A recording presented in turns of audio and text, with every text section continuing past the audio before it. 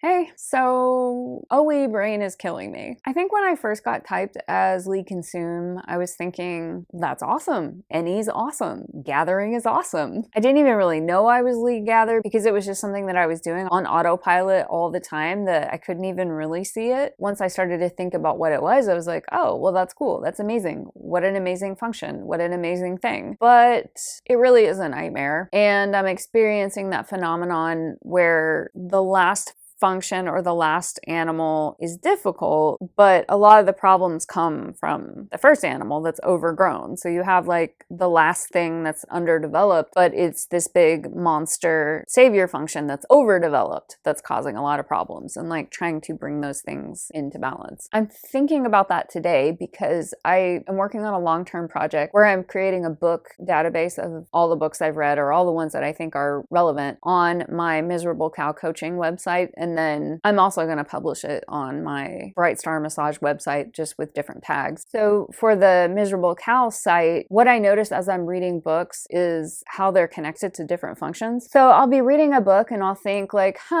this is good. It's got some relevant information, but it's not really for me. I feel like this book would be really good for Demon FI. And so then, I could categorize all these books that I've read, and that one could be put with the tag Demon FI. And then some other books I've read are really great for developing OI, which is really difficult for me. So I read a lot of books about developing OI, and I can put that tag on it. So, you get the point that OPS enthusiasts could go to this website and I would be able to share the books that I've read, and then maybe give some suggestions about who might enjoy or benefit from reading that material, just by organizing the database in different sections with tags. Easy, simple, right? Like, sounds like a good idea. What's the hang up? Why is that difficult? Because categorizing and narrowing down is fucking hard because everything's connected. And so I'm trying to organize all these books, and I'm like, well, okay, this book is good for developing OI, but it's also good for,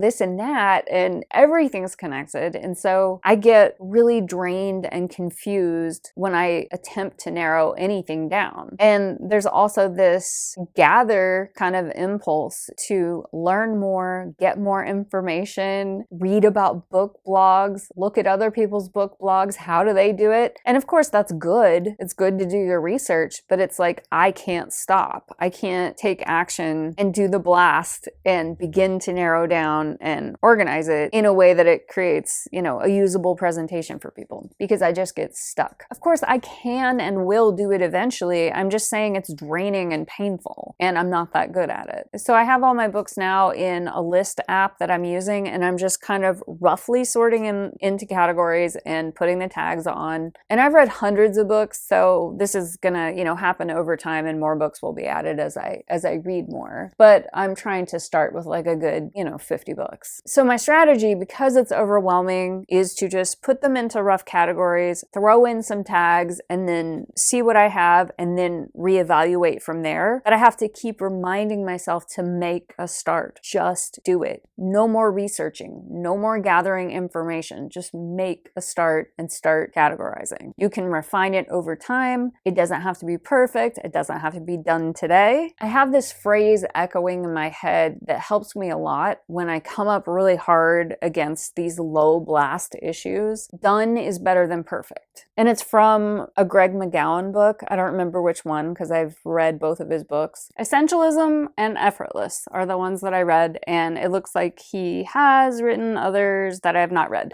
But I have read both of those books more than once, and I consider that a how-to OI guide. And a lot of the information in there is extremely helpful, and I should use it and apply it and leverage it, and I have used some of it, but it still isn't easy. It's like, I can do it to some degree, but it's difficult and draining. I mean, of course, I'm 45 years old. I have a small business. I've been self-employed for, close to 20 years. Of course, I can get things done and make lists and narrow down to some degree or another because I have to, but it isn't easy for me. I'm not as good at it as other people are, and it drains the life out of me. So I'll keep working on it. In one of his books, he has this quote, "Done is better than perfect." And that's kind of like a mantra in my mind. When I come up against these really uncomfortable feelings of like, oh, I can't narrow down down. I feel overwhelmed. I don't know where to start. This project has too many moving parts. Everything's connected. How do I go to one corner and focus on that one corner? I get paralyzed by how interconnected everything is. And so sometimes on certain projects, I tell myself, just make a start. Done is better than perfect. And I also break it down into tons of tiny parts. Write out the first 10 parts, and then put them in order. And if I feel really overwhelmed by the project, I'll negotiate with myself and say, do the first part. And then a lot of times when I do that first part, then it's like 5 minutes later and I'm like, oh, that wasn't very difficult at all. Let me do the next part. And so then, I end up getting like 2 or 3 steps done. So those are the strategies that I use to manage my OE brain. And yeah, I guess it helps, but it's still hard and draining, although I'm willing to keep trying, and I will keep trying to narrow down. So if y'all have any strategies for dealing with OE brain, narrowing down, categorizing things, getting shit done, let me know.